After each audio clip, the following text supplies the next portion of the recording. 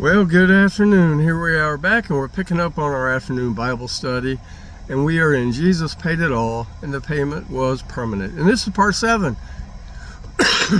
And again, I'm pretty certain it is actually part 7. But then again, it really doesn't matter because they're not in alphabetical or sequential order, and we can read these and study these however we want. Sorry to cut off so quick yesterday. I got interrupted. I'm usually sitting in a bio or somewhere where it's supposedly peaceful, but sometimes it becomes not peaceful and I'm not able to do what I need to do. In fact, as I was recording this just a few minutes ago, I got a phone call and it interrupted it. I did not know that if I get a phone call, it cuts off my video recording, but now I know.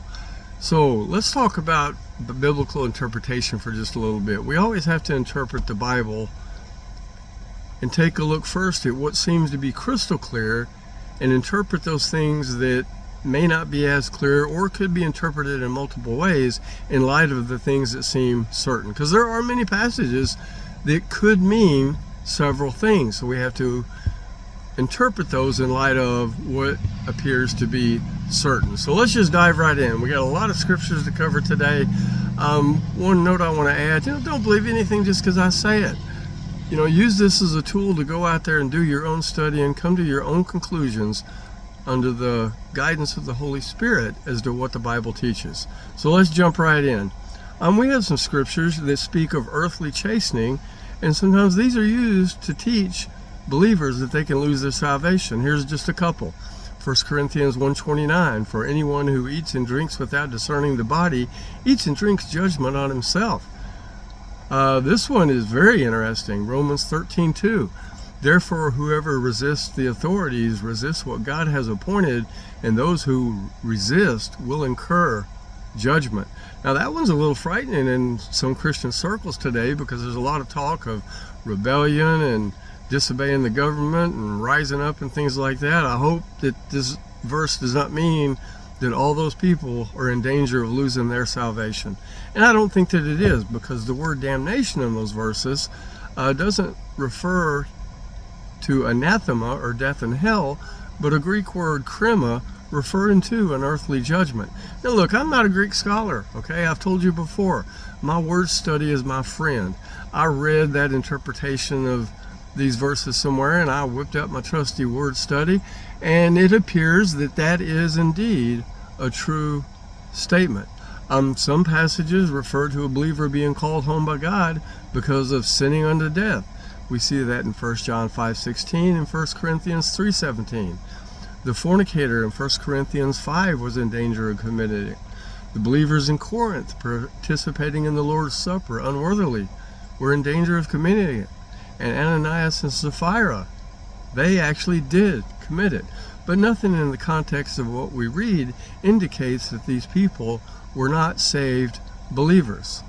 Some verses dealing with evidence, or I hate to use the word proof, but some verses that illustrate to us how the reality of our faith can be made public, so to speak, are used as proof texts for the loss of salvation. And again, just remember, we always have to interpret the less clear in light of the absolute clear. So let's go over a few of those. 1 Corinthians 15:2, and by which you are being saved, if you hold fast to the word I preached to you, unless you believe in vain. Then we see Colossians 1, verses 22 and 23. He is now reconciled in his body of flesh by his death, in order to present you holy and blameless and above reproach before him. If indeed you continue in the faith, stable and steadfast, not shifting from the hope of the gospel that you heard, which has been proclaimed in all creation under heaven, and of which I, Paul, become a minister. We see 1 John chapter 2, verses 3 and 5.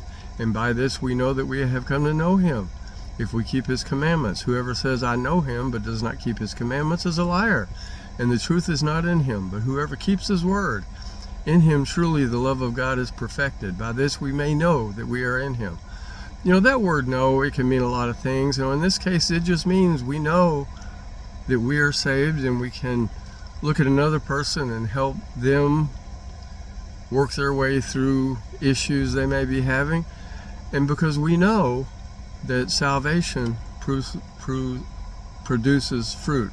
The entire Epistle of James in particular is used to support the idea of losing one's salvation. But if you read James, and again, get you a good word study out, the overall concept of salvation not being by works is in there. It's made clear that that epistle and those verses are just only referring to the evidence of salvation. Folks, there's just a lot out there. We can throw verses around all day.